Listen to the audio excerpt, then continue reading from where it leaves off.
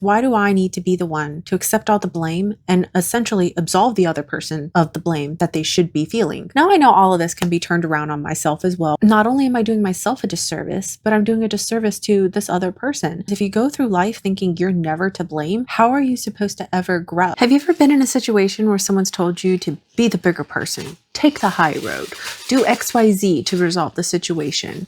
And on one hand, it's like, ugh, okay, I guess I could be the bigger person. But on the other hand, it's like, wait, why do I have to be the bigger person? Why do I have to be the one to resolve this issue, especially when I'm not the one in the wrong? Now, in my experience, whenever I've been told to be the bigger person, it's always been a situation where the other party involved is someone that is older than me, someone that should know better, someone that should be doing better. And that's where my argument comes in of why do I need to be the bigger person when I am the younger, less experienced one in this situation? Looking back, I can think of two situations where I was told to be the bigger person. The first time I was told that, admittedly, I think technically it never got resolved. I more or less just went no contact, and it has just been the way it is. And I have considered reaching out throughout the years to try and mend the relationship, to try and fix things. But I get stuck on that phrase of be the bigger person, because by reaching out and trying to mend things, I would be the bigger person. But my problem is that, again, my argument is, why should I have to be in this position? Why do I, as the younger, more inexperienced person in life, I mean, not at this point, but like back then, why do I have to be in that position? Shouldn't that person be at a point in their life where they're like, no, something so small as like a difference in views shouldn't ruin my relationship, and we should be able to talk about it? Now, this particular situation stems way deeper than just like a little disagreement. Honestly, I don't even remember what it really stemmed from, but there's just a lot to unpack in that one. But I stand by that. Why do I need to be the one to cave and admit that I was wrong just for the other person to talk to me when I know I wasn't wrong? That's the problem I have with that phrase, at least for the situations that it's been used on me. Because also in the second situation, it's also been a situation where it's like, why do I need to apologize? Why do I need to cave and say that I'm wrong when I'm not? Because saying that I'm wrong when I'm not makes me feel like I'm denying myself. I mean, it's difficult enough to admit that you're wrong when you actually are in the wrong.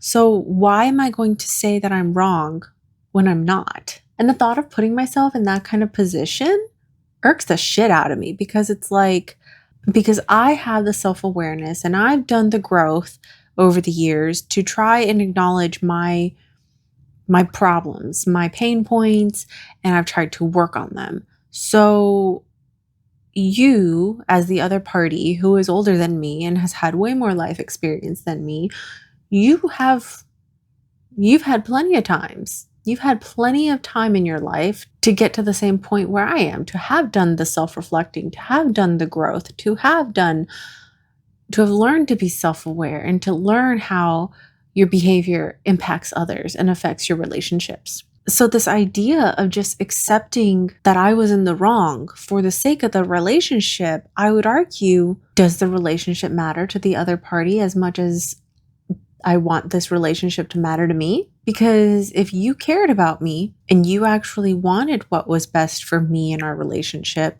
I would think that you would come to a point where you do some self-reflecting and look back on the situation, and you would want to put our relationship over the situation. Now, I know all of this can be turned around on myself as well. Well, shouldn't you want to put your relationship over just being right and not saying you're wrong or not saying you're sorry? Yeah, whatever. Okay. My point is, why do I need to be the one to accept all the blame and essentially absolve the other person of the blame that they should be feeling, that they should be experiencing? Because if you go through life thinking you're never to blame, how are you supposed to ever grow? Because if you believe you've never done anything wrong, then that means you believe you have nothing to improve on. So by me accepting all blame in these situations, not only am I doing myself a disservice, but I'm doing a disservice to this other person by taking away their chance to become better. I'm not saying it's not hard or difficult to be in this position with two different people that are supposed to be important figures in my life. They're not, these situations aren't related, by the way. It's just kind of funny how I'm in this situation twice. But I really don't believe I should have to be the bigger person. I don't believe I should have to absolve the other person of any accountability for their actions or lack of actions. Obviously, there are more trivial situations where sometimes, yeah, just suck it up and take the high road just for the sake of moving on in life, whether you keep your relationship with that person or not. But in my case, it's not just a trivial matter. It goes much deeper than that.